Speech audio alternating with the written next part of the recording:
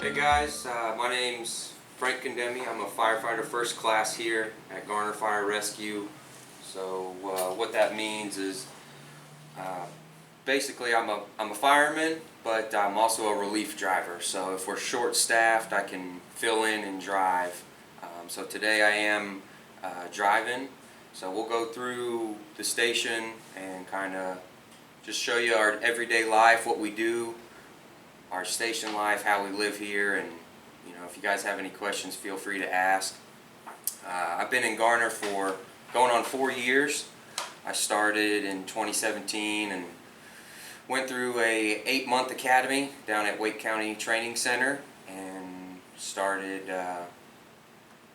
rolling here. And after that 8 months, and it's been a great experience, a great journey, and I hope my story, and I'll go through how I got started in the fire service later on, and hopefully it'll inspire some of you guys, and you guys can join in on the world's greatest job. So we'll start in here. This is our kitchen. We do live here a third of the year, so there's 3 shifts that work here. So we're staffed 24/7. So think about that. 1/3 of your life, or 1/3 of your year, is spent here. So we're set up for a house. You'll hear the term firehouse, and I consider it a firehouse. And when we're out and about with the guys, I even say we're ready to go back to the house. That's just, we live here. So here's our kitchen. Full kitchen like you would have in your home. I think one of the big misconceptions that the public has is that the fire department provides our food. We buy our own food as a crew. So our whole crew will get together and say, what are we doing for lunch, dinner? We'll decide. We'll go to the grocery store. One guy will buy it and come back and lay the receipt on the table and say, well, it was $20. We split it 3 ways. So we buy our own food. We shop together. We eat together. We live together while we're here. So this is our table and kind of our. Frankie, who cooks? Typically you might have some old school guys that are the fireman cooks, but our crew's pretty diverse in the cooking realm, I would say. So we all cook. Typically myself and our fireman Seth will do most of the cooking. Our Lieutenant Dean, he's a phenomenal cook as well. So we all kind of play a role in it, but standard practice is usually the fireman does the majority of the cooking and cleaning around the station. You got the typical recliners and TV room. Surprisingly enough, we don't actually spend a tremendous amount of time in here. So go ahead. What's the screen for there that's got writing on it? So this screen right here is what we call our CAD screen. This is Wake County's dispatch system. So we have it pulled up where it just shows the calls for Garner's district. So when a call comes in, whatever type of call it is in Garner's district, it'll pop up here under pending, and it'll say what kind of call it is, your address, and then obviously it would say Garner and then the time. And then once it dispatches, so this is when somebody calls 911. So the dispatchers are typing away, and it's a very fast-paced process. The dispatchers have prompted questions based on what type of call the caller is calling about. So for instance, we'll say a fire. So when the dispatcher types in, fire, it's prompting questions for them to ask the caller, and as they're typing, more and more information is updating in the system. And once they actually dispatch it, you'll see the problem, the time, the address, and then the assigned units. So for a fire, you're going to see, this would all be lit up with units, probably close to 8 or 9 units. You'll have engines, tankers, battalion chiefs, depending on where it is in our district. and then like an EMS call, because we do run medical calls as well. You'll see probably just an EMS unit and then an engine. So, and we keep this here because there's a buffer of pending and dispatch while the dispatchers are typing. So, you know, if we're in here, we're cooking or we're watching TV towards the end of the day, if we see a fire pop up, we know typically where it is by the address, whose district it is, and so that gives us an extra jump on it. So we're just getting to the truck that much faster. So when we see it, we're up, and we'll yell it, structure fire, and we're all up and we're out the door before it even. Half the time we're in the truck when the buzzer hits, so it's just that much faster for the citizens for us to get out there. It's like the old pre-alert. Yes, and some dispatchers will actually still pre-alert us, which is for me, I love it. And a pre-alert is the older dispatchers, before all this fancy stuff came out, they would pre-alert the units on the radio. So our captain always has a radio with them, and it's always on dispatch, where the dispatchers are talking, and you'll hear Garner, pre-alert, structure fire, and then they'll reference the address. So that gives us a little bit of a jump too. So some pre-alert us, not all, but like I said, this is our little hangout. Monday to Friday we consider a work day. So from 7 a.m. to 5 p.m. we're technically, according to our SOGs, we're not supposed to have the TV on except for lunchtime. So we're never in here between 7 and 5 during the week, and then Saturdays is till 12 o'clock is a work day, and then Sundays is kind of our day to do whatever we want as a crew. But you still have to stay at the fire station on Sunday? Correct. We're here. We have our schedule for the whole year. We know what days we're working, and we're here 24/7. Somebody's always here. So we came in this morning at 7 a.m. We won't leave till tomorrow morning at 7 a.m. So I'm not going home tonight. None of our crew is. Our families they're home, and we're here. So that's a sacrifice that we all made when we decided to do this. What's your shift change like? So this is kind of our shift change room. We come in. I get to work pretty early. I'll get here about 6:10, 6:15. Come in. I'll get my stuff ready, and then we come in. Frankie, why do you choose to get here at 6:10 instead of 3 minutes to 7? So I'm expected to be here no matter what.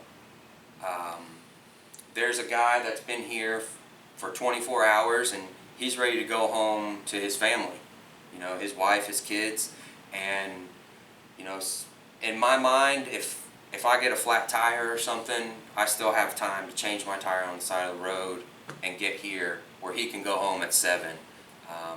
If a call comes in at 6:30, when I'll walk out to the truck and I'll be like, I got it, and we'll switch right there, and he can go home. So for me, I like to get here early, just so if he needs to leave, he can leave, and then also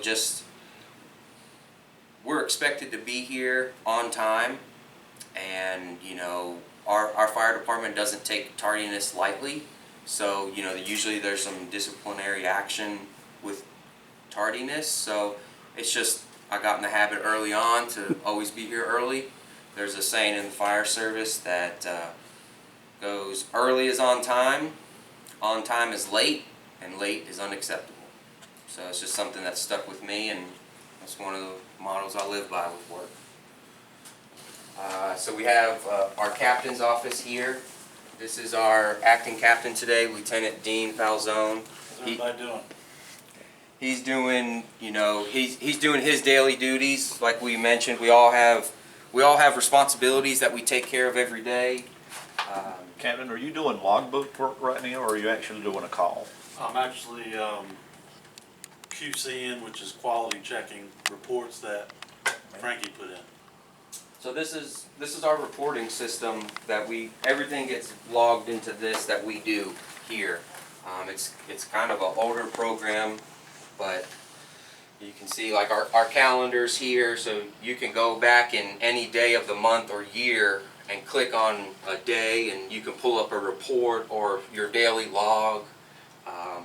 So just to go on responsibilities, our fireman does the daily log, the lieutenant does medical calls, and then our captain does fire calls and wrecks, reporting wise. But Captain, your responsibility is still to go back over a call that your lieutenant would do, just to make sure that there's not any mistakes. You check for spelling errors, grammatical errors, those types of things. Why do you do that? What's the importance of doing that? Well, I mean, in today's world, obviously documentation means everything, and we try to strive and make sure that what we put down in our reports is exactly what happened. Unfortunately, some things, could make it to court and, litigation, and everybody knows how that could go. So, quality reporting is definitely key when we're presented with that situation. Because it is a legal document. So we'll let him keep doing what he does. Thank you, Captain. We'll move on. Thank you. So we are housed here with EMS, and this is their small area. They're really never here. They're pretty busy. So they just have 2 chairs. They run two people in there on their truck. So it's just a little area for them. This is where they sleep at too? Well, EMS runs 12-hour shifts. Gotcha, yeah. So they will sleep in there, but honestly, the night crew's usually out most of the night. Right. Here's our radio room. So this is where myself and our fireman Seth will do our reporting on this computer. EMS has their own computer, and then we're back to the CAD computer. And this is where it's operated. So this screen mirrors the screen over there, and we can look at different things in the county with this. So we can pull up, see different units, different calls if we choose to. So this is technically our front door of the station. It's very rarely used. I think maybe 1 or 2 guys actually use this door. Just some old history of Garner. There's some of our older trucks down here from years in the past. Just some things to look at. We going back. Oh, we're back. Okay. So this is technically our front door here. It's rarely used. Maybe 1 or 2 guys use it. Most of us come in through the bay, which we'll show you. It's just some older history things that we have from our department. Now, who built that little station there? Is that This, I don't know. I don't know if that was, one of those like pre-designed things when they were Right. speccing the building to be built. Yeah. I'm not quite sure. But Frankie, the fire department's really steeped in history, correct? Yes. We remember our past. Yes, we're strong in that. Actually, at our admin office, the front entrance is a little bit bigger than this, and Deputy Chief Herman has, he's almost made it into like a Garner Fire Rescue history room. So he's got years with pictures of things that have happened in our department, and it's pretty interesting to go check out if you guys ever want to look at it. It is there at our admin office off of, in our district off 7th Avenue. So here's the battalion chief's office. He typically, when he's here, he's got a couple computer screens up, and he also quality checks some reporting. He does some reporting of his own, and this is where the mastermind lives half the time. Is he just in charge of this station, or would he be in charge of more stations, or is he in charge of the shift? So he's a shift commander technically. So he's in charge of Garner today. He's in charge of station 1, 2, 3, and 4, which is adds up to 5 companies technically, because station 1 is a multi-company station. So you have a ladder truck and an engine, and then all the other stations just have engines. So he's the boss of them. So it's a trickle down. We have our battalion chiefs, then it goes to the captains of each company, lieutenants, firemen, and so he's the boss, and we all answer up the line. So the fireman answers to the lieutenant, lieutenant the captain, captain to battalion chief, and then the battalion chief answers to our administrative staff. Span of control, I've always been taught, what is it, 3 to 7, 5 is optimal.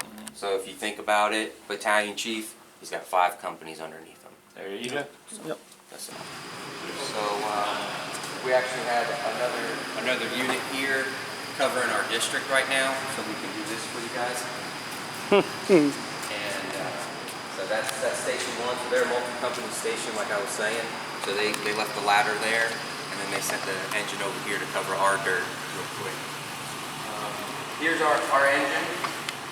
You know, Seth's here, so we'll step with him real quick. But just to kind of go over, you know, we don't kind of just come into work and sit down. We all have our responsibilities that we take care of every day. So, you know, Seth comes in and, you know, he's responsible for his stuff. And so one thing that he does, we all do every day, is he's going to check his air pack. He's going to check his medical bag. I'll check my air pack. The captain will check his, because ultimately, if you're going into a fire with your equipment, you need to make sure it's right. You shouldn't leave that up to anybody to check for you. So there is some self-motivation that has to happen here every day. I shouldn't have to come out here and say, Seth, did you check your air pack? You know, he's going to do it himself. I don't have to ask him that. And we've built that trust within each other to know that he's ready for today, as well as he knows I'm ready for today. Because we each have our own job to do, and as long as we're doing that job, we'll function as a well-oiled machine, and that's ultimately what we want to do. So we'll walk around. So Seth's in charge of the cleaning of the station. The captain's in charge of the reporting, and I'm in charge of the truck as I'm driving today. So I knew you guys were coming, so I got on it a little early. But something I do every day is I get in, I'll check my air pack, I pull my truck out, I make sure it's functioning, my lights, my pump. I make sure all the stuff inside, I go through all the equipment, I run my chainsaws every day, my K-12, all my extrication equipment, everything gets touched daily to make sure it's in an operating order, because when we show up, there's no excuse for, well, it's not working today. We're expected to perform, so I come in with that attitude and I make sure my stuff's right every morning. If you were to find something wrong with a piece of equipment or the engine itself, what's your responsibility there? So, you know, it's first off, is it something we can fix? Is it an easy fix? Is it something we can look at, maybe manipulate, make it work? And if not, then we'll go up the chain. So I'll go to my captain, hey, XYZ is not working, it's broken. I tried this, and this. Do you have anything that I can try? And he'll relay if he does, and if not, we'll pass it up the chain, and it'll go up to our administrative staff, and they'll say, all right, well, we're going to take the truck out of service, we'll bring you a spare, and we'll go from there. So. Seth, you open for a question? Yes, sir. Does Frankie tell you what to do every day, or do you know what to do based on what? How do you figure out what you're going to do? You said you're in charge of the station. As a firefighter, you don't want your guys to have to tell you what to do. You want to look ahead and try to plan ahead and see what needs to be done without being told what to do. You try to look out for these guys, make their job as easy as possible, is what I try to do every day. I take pride in what I do. Take pride in my cleaning. Even if it's just cleaning a toilet, you want to do it to the best of your ability, and I pride myself in that. I like to do things without being told what to do. So you sweep the floor every day? Yes, sir. I sweep mop the floor every day. And I'll go back to the doing your job. I'm a big proponent of do your job, and he has expectations every day, and I have expectations that need to be met. And if I know he's coming in every day and he's sweeping, he's mopping, he's checking his stuff, when we go on scene and Chief says, you guys are assigned to this task, we all have our own jobs within that task, but I know that we've built that trust every day that he can do what he's assigned. I don't have to double check him. I don't have to go behind him and make sure he's doing what he's supposed to, because he shows me every single day that he does it here. So we've built that trust and that culture here. So like I said, this is a multi-company station. Technically, we do have EMS here. They are not here today, as you can tell. They're short-staffed. So this truck won't be staffed this shift. It may be staffed tonight. We never really know. The area is still covered, even though there's not somebody on this engine. Correct. On this ambulance today. Yep, so this ambulance is stationed here. As you can see out the window, there is another ambulance here from a different district here covering this district. This is our living quarters. We'll go into the locker room real quick. You know, some guys come in dressed every day. Some guys, like myself, I come in street clothes, and I get dressed here. I keep all my work clothes here.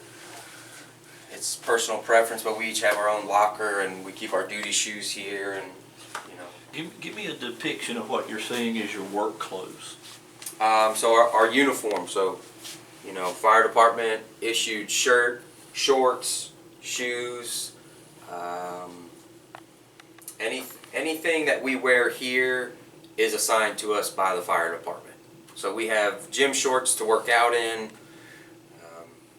Yeah, I mean. So you basically have a work uniform, and Correct. depending upon the weather, it could be shorts and a t-shirt. Yep. Or a long sleeve shirt and long pants. Long sleeve shirt, long pants, jackets, rain jackets. But you also have a dress uniform for formal occasions, for Correct. Funerals, for... Yes, we do. So, you know, we have our Class A's, our daily uniforms. We have a shirt for, you know, if we're doing fire prevention at a school. You know, if you guys have seen us around the school, more than likely we're probably wearing that. And But basically everybody has the same uniform every day. yes. And it's up to the captain as for the uniform of the day. Or do you have a choice of wearing long pants if you're cold? If it's based on the company officer. Some officers want their whole crew to look the same. We're pretty lax about that, so our captain, he's not really micromanaging us to that degree, I would say. He gives us the freedom to wear what we're comfortable in. This is a house here, so you know, sinks, bathrooms, toilets, showers, the whole 9 yards.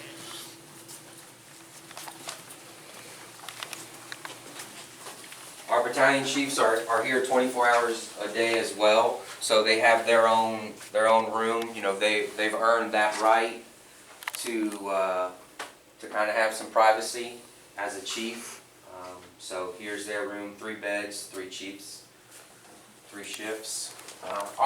Each firehouse is different. Our living quarters may not be, our sleeping quarters may not be the most ideal, but we make the best with what we got. So we're technically have four personnel per shift. So you add up the beds, and that'll be that. So everybody's responsible for their own bed? Correct. Everybody has their own bed, their own sheets, all of that, and they are responsible. They are responsible for all of their stuff to make their bed. We never know when somebody's going to come by the station and may need something, so everything is always in a nice, neat order. But this is where we sleep, and when we get a call at 2 or 3 in the morning, we're in here and we get up and we run to the truck and we go where we're assigned to go. So we'll go through just some of our equipment. Typically we do have a ladder truck here. We run it as a Quint concept, so it's a ladder truck, but we're also in the system as an engine and a rescue company. So our stuff's kind of all over the place, but we do have, as a rescue company, we're rope certified, so we have our rope. This is typically your engineer or your lieutenant's compartment. Does everything have a place and that stays in that place, or can Scotty want to move stuff around on the engine while he's here, or and move it back, or how does that go? So yeah, we can. Everything has its place. It's not set in stone, but it's a consensus like, okay, so these appliances will be here. Now if I like it somewhere else, it's up to me to move it and then move it back for the oncoming shift. Or it could be something as simple as I talk to the other shifts, hey guys, I really think we should use this nozzle on the hose as compared to the one we're running. This is my reasoning. You guys train with it. Tell me what you think, and if we can all agree on it, we can make that swap. And that goes back to the importance of checking your truck every morning too, because another shift might have moved something around, and you want to know where your stuff is. When you get a call, you want to know where your tools are, and so that's another reason you go through your truck every morning. The first thing you do, and make sure your tools are all there, and you know where everything's at. It makes when you go on a call a lot easier, a lot smoother for everybody. So. We do run as a rescue company, so we do have some extrication equipment. The jaws of life. Most things are battery powered now. So this is battery powered. Our positive pressure fan to remove smoke out of the home is battery powered. Like I said, we're on a reserve engine, so our stuff isn't as neat as it normally is.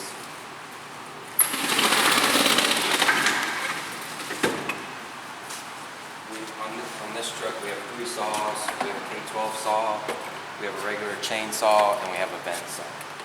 So I marry them together so that they fit in that compartment. Explain a little that better. term. Marry them. Marry. Okay, so if you try to put these 3 chainsaws in there, you're going to have a lot of trouble because it's a small compartment. So I marry them together, and I just hook them together, and you can grab them with one hand, both saws. What's the purpose of having, quote, a regular chainsaw and a vent saw? So the vent saw has a carbide blade on it. It's actually, they switched the Which one has a carbide blade on it? The vent saw. Okay. Why does it have a carbide blade? Well, because you're not cutting through just wood. You're cutting through shingles. You could be cutting through shingles on top of tin. You're cutting through multiple layers of stuff, so it's a little bit beefier. And if you look at the 2 chainsaws, this is a bigger saw, has a bigger motor. It's got the bigger handle because you're more than likely operating it with your fire gloves on. So everything's a little bit beefier on it. The blade's beefier as compared to the regular chainsaw. We have a regular chainsaw for trees, but also it's a backup. So if something happens to this will cut through most stuff. So we can use that, and then if both of those fail, we have another backup. We have the K12, which is more for steel, concrete. You never know what you may be cutting with there. I see you have 4 different color hoses up there. Why do you have colored hose? It just typically each size of hose is its own color. You can get different colors, but it just makes it a little easier that if you're replacing it, or if you see it on the ground, you know what size line it is. So the blue hoses are 2.5. That's just, it's going to give you more water. It is a harder hose to move once it's charged. Our yellow hose right there is our 5-inch, so that's going to be a supply hose, typically from a hydrant. We'll hook the hydrant up, and then we'll hook it into the truck to get a large amount of water. The lighter colored yellow hose, that's more of our attack hose. That's 1 3/4 inch. So that's typically what we're going to take interior to a fire. And then our 3-inch is white, and that's pretty versatile. We do have a bigger nozzle here. This is a blitz monitor, so it puts out a lot of water. This is more for like a defensive fire, or we're protecting exposures with this, and we use that 3-inch hose. It's more water. Explain exposure in defensive fire. So exposure is anything that can be affected by the fire. So say if you have a lot of these neighborhoods are being built real close together, so if a house is on fire, you have the 2 houses next to it that are possible exposures. You're putting out probably a lot of radiant heat, and we don't want that house to catch on fire next to it. So this is a nozzle that could be deployed, and it'll be put in between those 2 houses, the one on fire and the one not, and it'll protect that house from catching on fire. And then what was the other question? Defensive attack. The defensive attack is going to be a fire that we're not going interior. It's too much fire. The building's been compromised, so it's going to be more of a fire attack from the outside of the building. We're not going to go inside. Now this monitor is unmanned too, correct? Correct. So you see, it's got this big feed on it, and it'll pop out, and you can just set it and forget it. Gotcha. Or you can maneuver it around. Ground ladders. We got an extension ladder and a roof ladder and an attic ladder. Hooks. So you can set it up your truck how you like it. I put that hook right there because when I grab that roof ladder, the hook comes with it, and I just carry it all together. So you plan ahead a little bit then? Yes, for that I do. Yeah, because carrying a ladder and then grabbing a tool is difficult. So I've almost married that. So based on our task, if you need it, you bring it. If you don't, you can leave it. This is our high-rise pack. So for multi-story buildings, hotels, of that such, this is what we'll bring in. So you'll see in the stairwells, you usually have a little, you'll see a knob and where you can connect fire hose to. This is what we're bringing, and we're connected to that. So a high-rise fire and a regular old house fire, you have to fight them differently. They're two totally different animals, completely different attacks. Whereas we're pulling hose off the truck for a residential, a high-rise fire, we're bringing hose in the building, we're finding the fire, so we're going to the fire floor, and then we're setting up there, as compared to setting up on the truck. We do have some more extrication equipment in here. There's the cutters.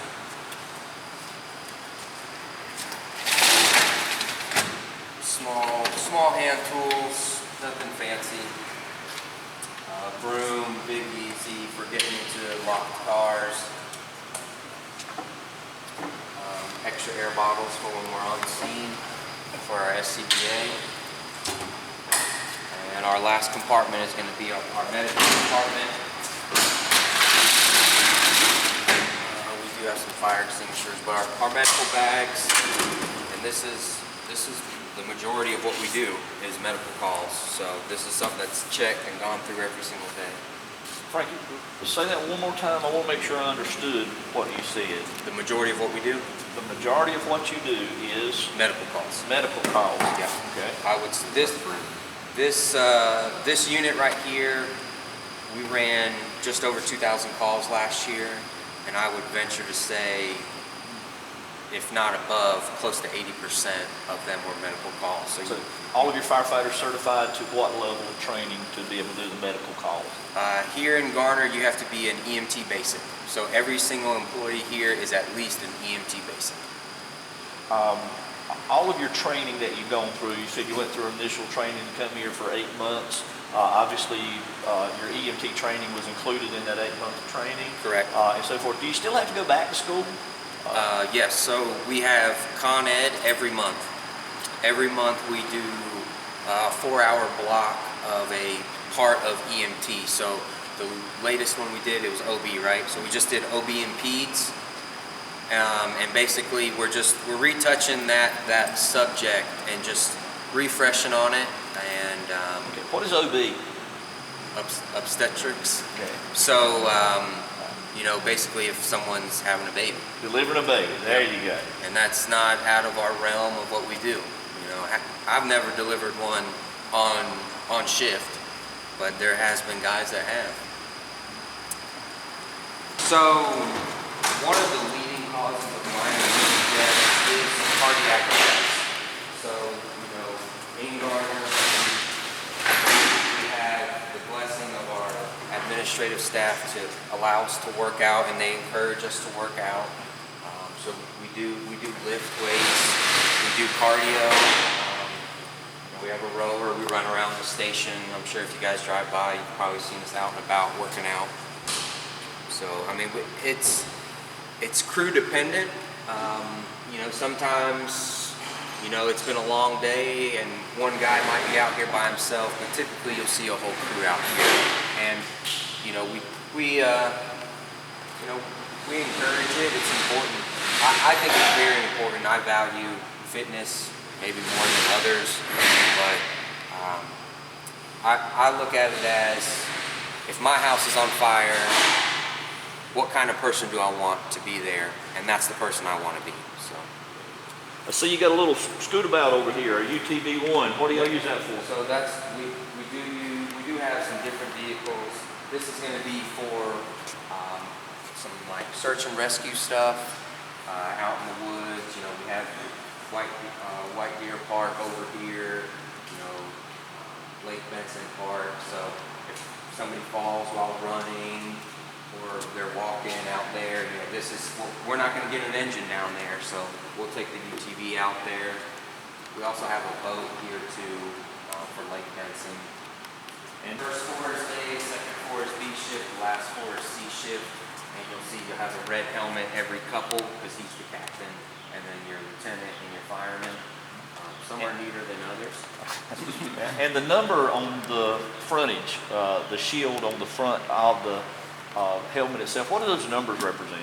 It identifies that particular fireman. So, you know, each fireman has his own number. No two are the same. So 87, 53, 10, 41, and it's just another accountability system.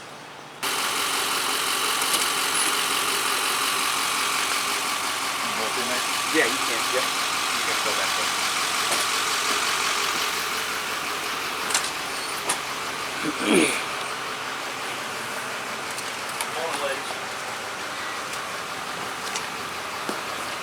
And as you can see, their unit is set up, is equipped as well with all the things that they need in a ready place. Everything's ready, set for them to be able to do their job for the day. The two paramedics up front, one's driving today, the other's going to be the lead. So that means that they will be the person that actually starts the patient care and maintains the patient care, while the other one is a support staff and has the ability to drive them to the hospital for patient transfer and to get them safely to and from. Yep.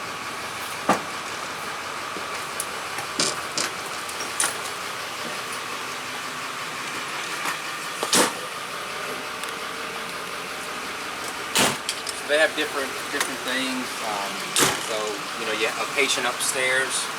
This is used more than it's care to be used, but it's called a stair chair. You put your patient on it, and it's got tracks on the back, and we'll lean it back, and it'll ride the stairs down. So It gives you the ability to move somebody without overstressing yourself. correct. Yep. And the other one was, what's your favorite part of the job?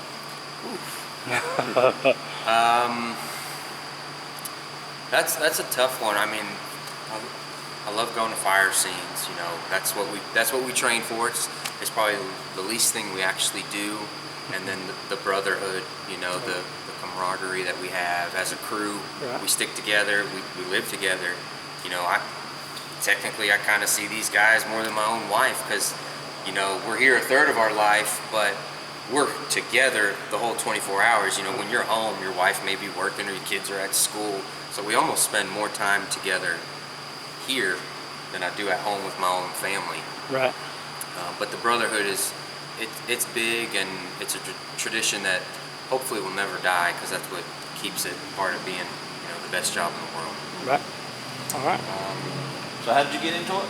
So when I moved to Raleigh almost 10 years ago, I was working at a rental company, and we had hired a new driver, and he's a volunteer fireman, and I'd always been kind of interested in it as a grown up, but I never was like, oh, I'm going to be a fireman. Like, I wasn't that person. A lot of guys have family ties. I didn't have any family ties to this, and you know, it kind of intrigued me, but I just never put forth the effort for it. And so when he got introduced as, you know, a fireman, I started asking him questions. You know, what do you guys do? What does it take to be a fireman? What kind of schooling? How much schooling? I probably hit him with 100 questions in a couple days, and I think he kind of got fed up of it. He was like, finally he said, you know, why don't you come to the station, come check it out, and you know, see if you like it. And so I showed up one Saturday, and I fell in love with it. I was like, yeah, this is it. You know, I can see myself doing this. So I started volunteering at a small department, and started getting my certifications one by one, and I was like, yeah, I want to do this full time. So I pursued it, and I applied. It took me 3.5 years to get hired with the full-time department. Why didn't you stop at the first year? Well, I think as a department, most of your chiefs are looking for guys that are dedicated. So you may not get hired the first go around, and just anything in life, anything good is going to take a lot of work. So I just kept at it. I applied, like I said, I think Garner was probably like my 7th or 8th department that I applied at. What do you least like about this job? What I like the least is being away from my family. I have an 8-month-old at home and my wife, so that's the hard part, is leaving them at home to be here. I would say that's my least favorite part of the job, is being away. Can they come visit you at the fire station? Yeah, yep. So my wife has come by with the baby and introduced the baby to everybody. Obviously, with COVID going on, it's a little bit different aspect to it, but typically you'll see family members come on like Saturdays and Sundays especially. It's a little more laid back day, and they'll come by, maybe have lunch or bring lunch for their spouse and get to see the kids and all that. So how about a holiday? Thanksgiving, Christmas. What generally happens on those days if you're having, because you do have to work those days, right? Yep. So last year we worked Thanksgiving Day, Every holiday. and we worked Christmas Day last year. We kind of got gypped last year, and we worked New Year's Day too. So a holiday is not usually a work day, so it's more laid back, and we'll do a traditional Thanksgiving if we feel like it. Sometimes we'll say, well, we're eating Thanksgiving tomorrow when we get home with the family. Let's do something different.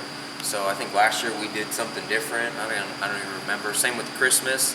You're here. You're here with your crew on that holiday. So everybody's family can come and everybody's family can celebrate together. Yeah. Y'all do it as a family type setting and so Yep. forth. What happens if you get a call in the middle of it? Get up and you go. You have to go. Yep, we're expected to perform. We're expected to provide for the citizens, and that's what we do. So that's part of the job. It's one of the least favorite parts of it, but that's what we signed up for. We knew that coming into it. Scott, Frank, we appreciate it very much for y'all letting us come out here. Absolutely. Please let all of your administration know that we couldn't do what we do if it wasn't for y'all, and we're greatly appreciative of everything that y'all do. Yes, sir. Okay, so thank you guys.